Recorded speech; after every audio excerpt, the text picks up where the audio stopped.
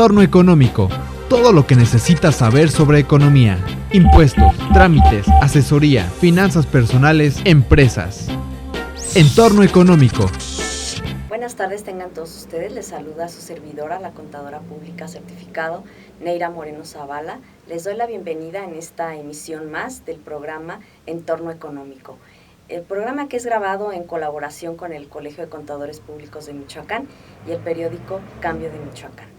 En esta tarde lluviosa del mes de junio de 2016, hemos invitado para hablar de un tema muy importante al contador público certificado Ramiro Humberto Ortega Campos, quien es también miembro del colegio y de la comisión fiscal. Bienvenido, Ramiro. Muchas gracias. Muchas gracias por aceptar nuestra invitación. Muy bien, Ramiro, ¿qué te parece si comenzamos por platicarles un poco a las personas que nos ven acerca del costo de lo vendido para efectos fiscales y a quienes les aplica este costo de lo vendido? El costo de venta, déjame hacer un poquito de historia, es una deducción autorizada, la cual empieza a tener vigor a partir del 1 de enero del 2004, sustituyendo al anterior régimen de compras, y tiene efectos principalmente en las personas morales que realicen prácticamente cualquier actividad, llamemos esta comercialización de bienes, prestación de servicios, la industria de la construcción, la industria hotelera, prácticamente cualquier industria en México que tenga la personalidad jurídica de persona moral está obligada a llevar las reglas establecidas para el costo de lo vendido. Esta deducción generalmente es una de las principales deducciones que cada persona moral o que todas las personas morales tienen, por no decir que la más importante. Generalmente representa una parte muy importante por la cual las personas morales pueden enfrentar con sus ingresos, y se puede llevar su control a través del sistema histórico o predeterminado. ¿Este costo de ventas también aplica a las personas morales prestadoras de servicios? Sí, en efecto, hay dos sistemas específicos para efectos fiscales que nos permiten identificar el monto de la deducción para las personas morales, uno en específico para las comercializadoras y otro para todos los demás contribuyentes. Esto quiere decir que incluso las empresas que prestan servicios tienen que llevar su registro y control del costo de lo vendido.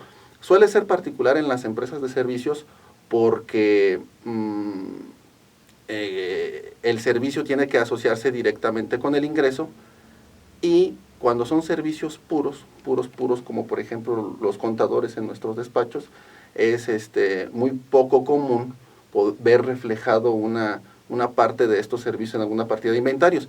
Pero en algunas otras industrias que no son 100% puros servicios, o que su servicio se llega a ver materializado en un intangible, suele ser más sencillo de identificar, por ejemplo, una empresa que desarrolle un software. Sí. Claro, es una prestadora de servicios. Correcto, pero entrega un producto terminado intangible que tiene que ir llevando el control de su costo. Perfecto, muy interesante. Entonces diríamos que el costo de ventas únicamente aplica a las personas morales y no a las personas físicas. Es correcto. El costo de venta aplica a las personas morales del régimen general, porque hay otros regímenes fiscales, como el de los agricultores, el de los transportistas, el de los no contribuyentes, y solamente aplica específicamente a las personas morales del régimen general. Contador, entonces, ¿cuáles son los requisitos y los comprobantes fiscales que se requieren para la deducción del costo de ventas en las personas morales? En estas personas morales del régimen general, prácticamente nada más se requiere que tengamos un solo requisito, y el requisito es que se presente el ingreso.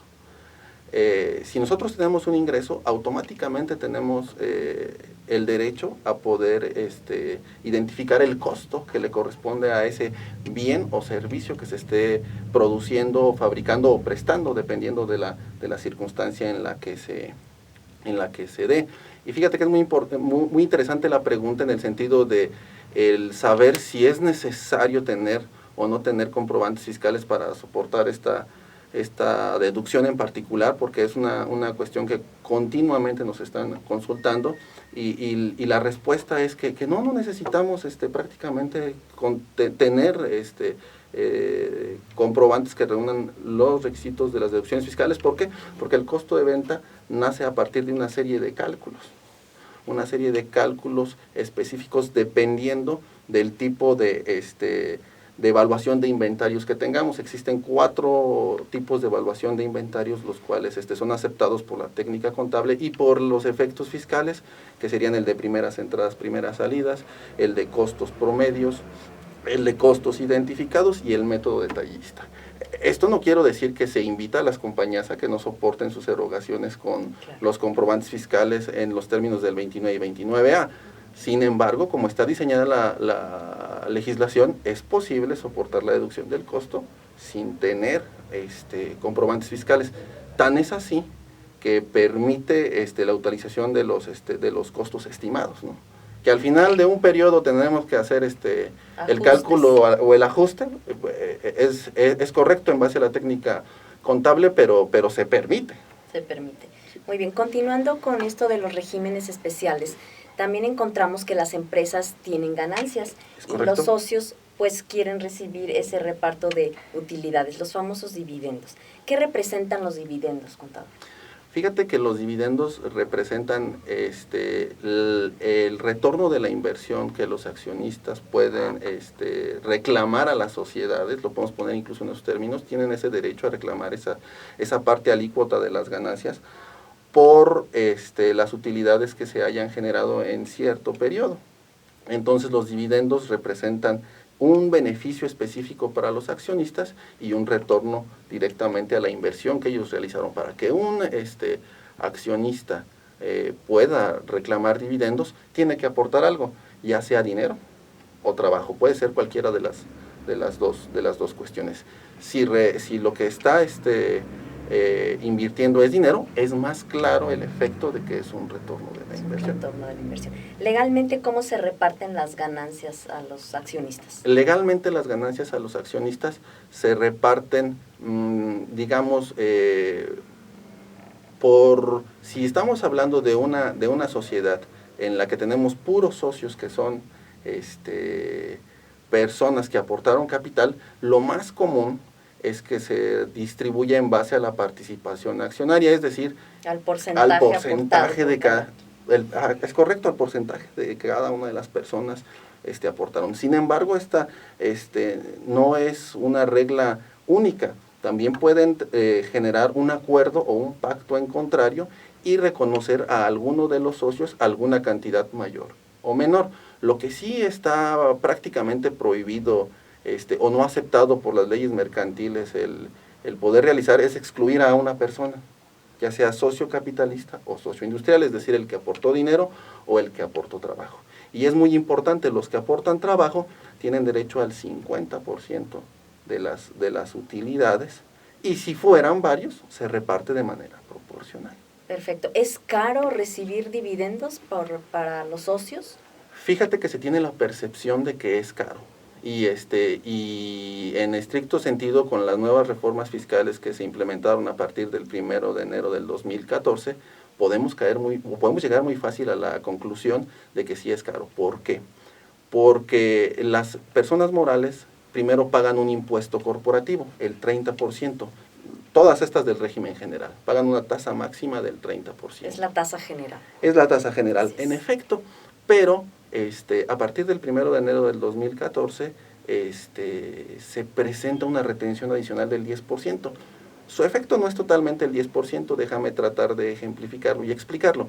Si una compañía tiene una utilidad de 100 o de 100,000 y tiene una tasa general corporativa del 30%, esta compañía pagará 30,000 pesos de impuesto sobre la renta corporativa. Eso querrá decir que existirán utilidades que se podrían distribuir sobre 70,000 pesos. La diferencia entre 100,000 menos los 30,000 de impuesto. Es correcto, la diferencia de 100,000 menos 30,000 de impuesto que se pagaría al fisco federal, nos quedaría un resultado de 70,000.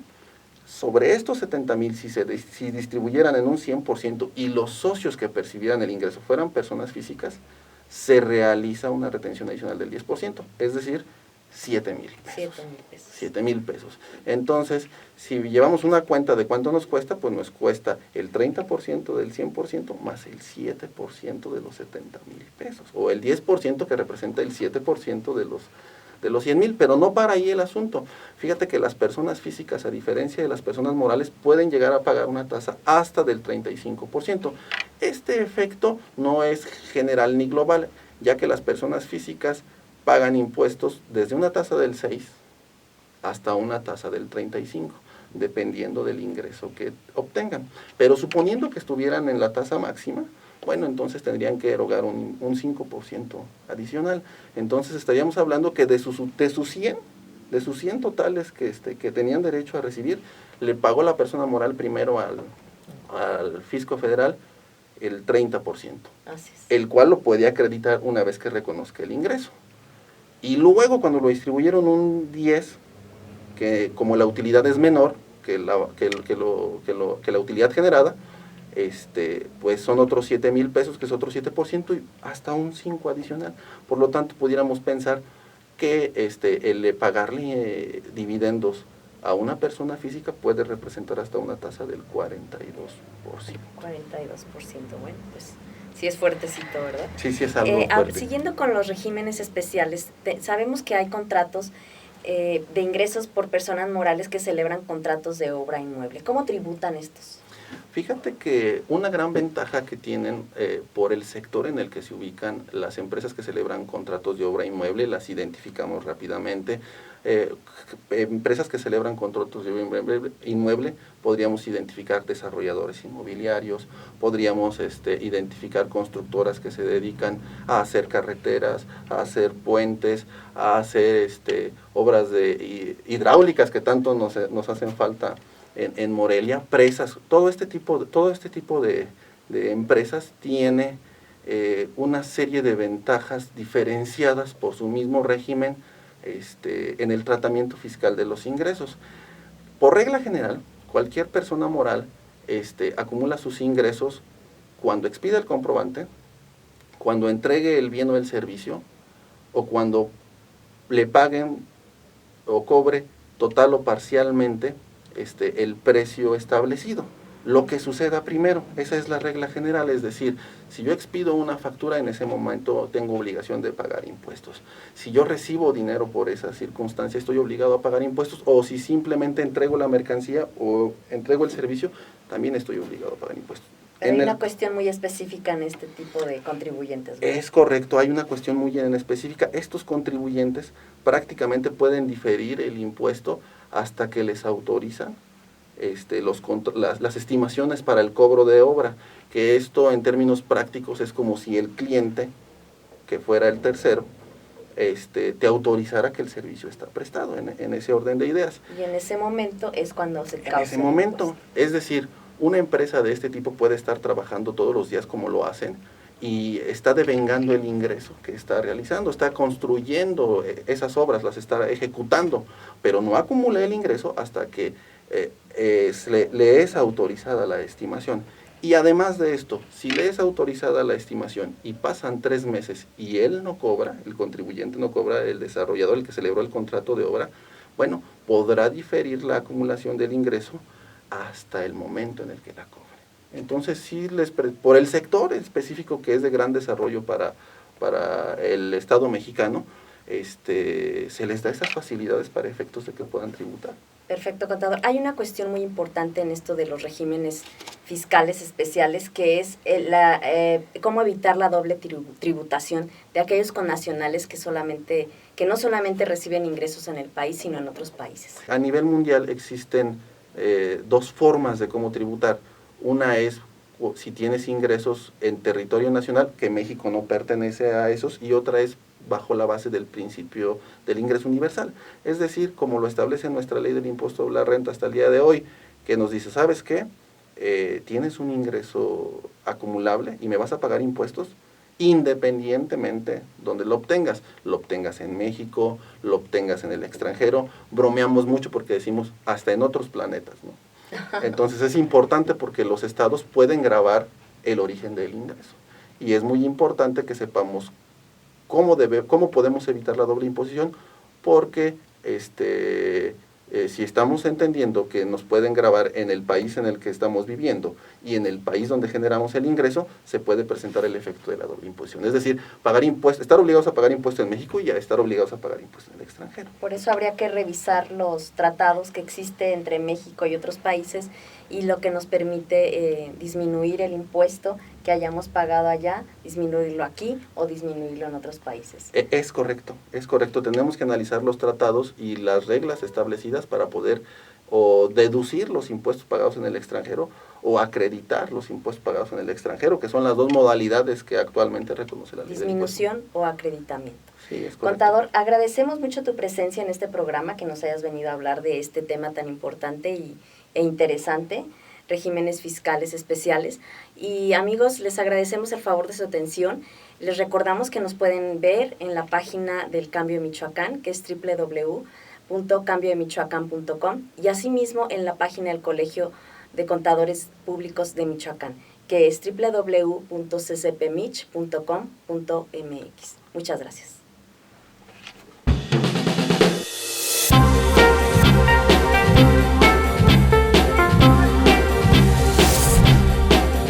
Entorno económico.